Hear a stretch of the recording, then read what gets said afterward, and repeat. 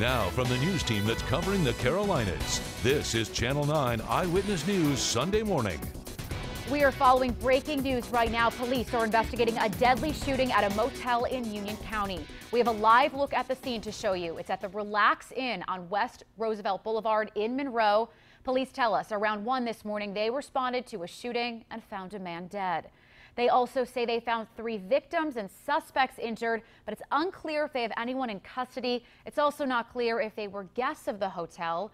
We have seen police in and out of a room on the 2nd floor. You can see we're zooming in there as they investigate. The SBI is also on scene. It's unclear what led to the shooting, but as soon as we learn any new information, including more about the victim, we'll let you know on air and online at WSOCTV.com. Thanks for being with us today. I'm Elsa Gillis. And I'm meteorologist Vicki Graf. Vicki is here to bring us some happier news this morning. Another dry day. Yeah. That's the great news there. We had a lot of sunshine yesterday. We made it to 70 degrees. It's not going to be quite as sunny today, but at least we do stay dry. The clouds right now are acting as a blanket, keeping temperatures just slightly warmer. We're 51 in Charlotte, 42 in Salisbury, still 34 degrees in Boone, 37 in Morganton. So you might need a layer early on. We're about 5 to 10 degrees warmer than this time yesterday. It might not be quite as warm through the afternoon, though, thanks to those clouds. If you have any outdoor plans, you'll be good to go. Upper 60s by 5 o'clock. I am tracking rain on the way for the work week. I'll show you when that arrives coming up. All right, thanks, Vicki. Another paintball incident in Charlotte. We've told you for weeks, cars and people have been hit with paintballs across the city. A man says yesterday his car was hit with paintballs in the Plaza Midwood area.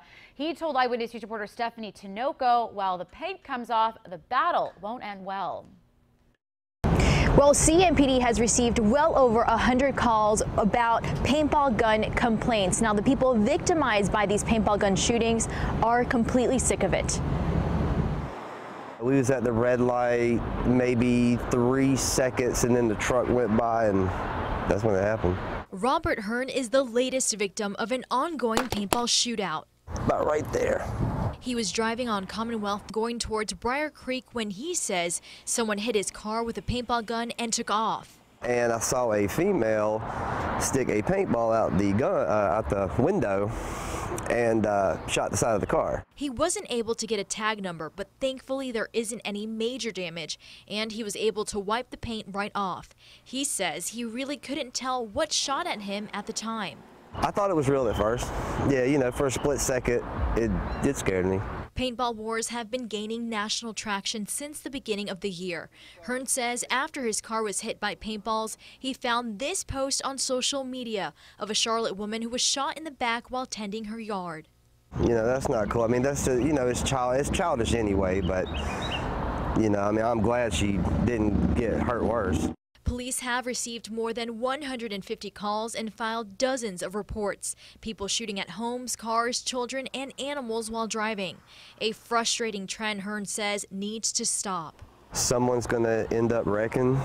You know, something's going to end up happening.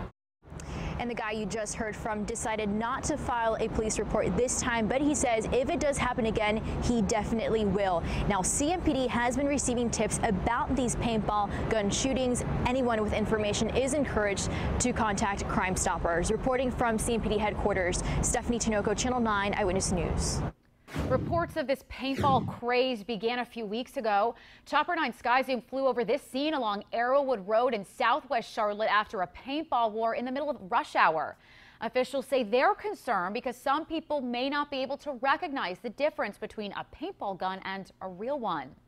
And this week, Dick's Sporting Goods in South Park told police someone stole paintball guns from the store. Officials say they were worth more than $300. Channel 9 has full coverage of these paintball battles online. For video in specific neighborhoods that have been targeted, look for Stephanie's story on the homepage, WSOCTV.com. New this morning, one person is at the hospital after someone shot them late last night. CMPD says just before midnight, officers responded to Ruth Drive off the plaza in East Charlotte. They found one person shot. Police say they have not made any arrests. It's also not clear what led to the shooting or how seriously hurt the victim is. We have new video this morning after officials say the driver of this truck hit a trooper's car, then took off. It happened Friday in Ashe County. Investigators say this picture from a nearby gas station shows the 2004 Nissan Frontier, and it may have chrome bumpers. Now, this was the scene of the hit and run on Idlewild Road near West Jefferson Friday. Officials say the trooper was clearing debris from the road when he was hit. He has minor injuries. Tomorrow, we expect to get an update on the federal lawsuits against the failed Charlotte School of Law. Last week, we told you there's a tentative agreement in 3 class action lawsuits. Former students sued after the school folded, claiming it put them in debt, then left them high and dry. Suits have been filed in state and federal courts.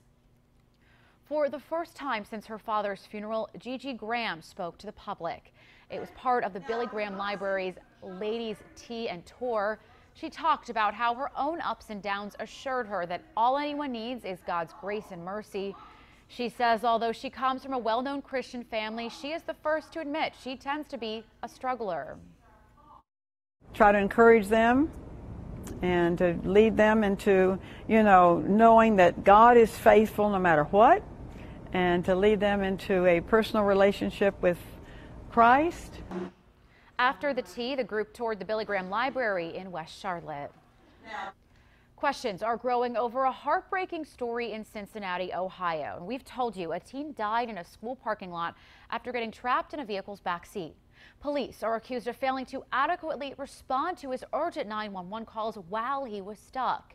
ABC's Kenneth Moten breaks down the new body camera footage from officers on that day nearly 2 weeks ago.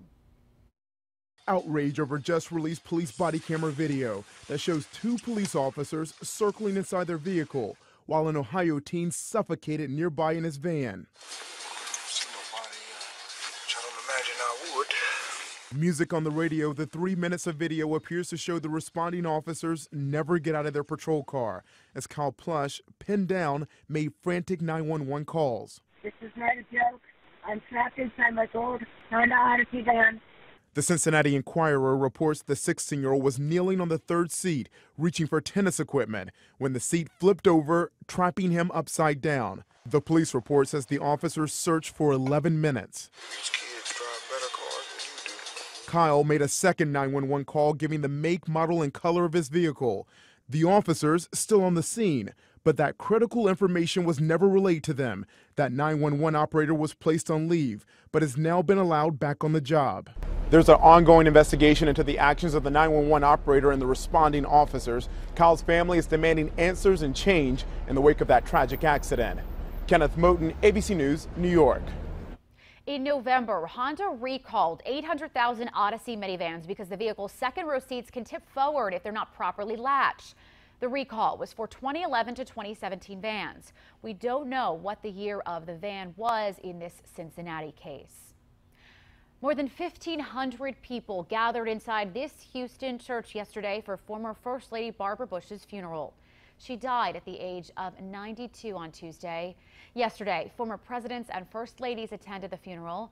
As her children and grandchildren read from the Bible, they fought back tears. Jeb Bush gave the eulogy and shared his admiration for his parents, who were married 73 years. Our family has had a front row seat for the most amazing love story. She was the gold standard of what it meant to be a friend. A procession then brought Mrs. Bush's body to College Station, where she was laid to rest at the Bush Presidential Library. Happening tomorrow, Charlotte City Council will vote to invest $6 million of its housing trust fund into projects. It comes as the city deals with a lack of affordable housing. The Charlotte Housing Authority says 18,000 people are on the wait list for housing. On Friday, we told you city leaders are willing to try new approaches to tackle the crisis. The council wants to focus on naturally occurring affordable housing, or units that were built decades ago at market rate but now have cheaper rent. The council could dedicate 15% of its housing trust fund dollars and offer property tax relief. But property tax relief is challenging because it requires General Assembly approval. Channel 9 is following every development in the affordable housing crisis. You can find all of our past coverage on WSOCTV.com. Just search for this story. Tuesday, a Charlotte man accused of kidnapping a Kentucky teen will be in court for an extradition hearing. Jonathan Stewart previously told the judge he will not willingly go to Kentucky to face charges. Investigators say Stewart picked the 16-year-old girl up from her home and brought her to his home in Charlotte. Police used cell phone records and social media to find her. Also happening Tuesday, the man accused of shooting 3 people inside an Anson County bar will face a judge again.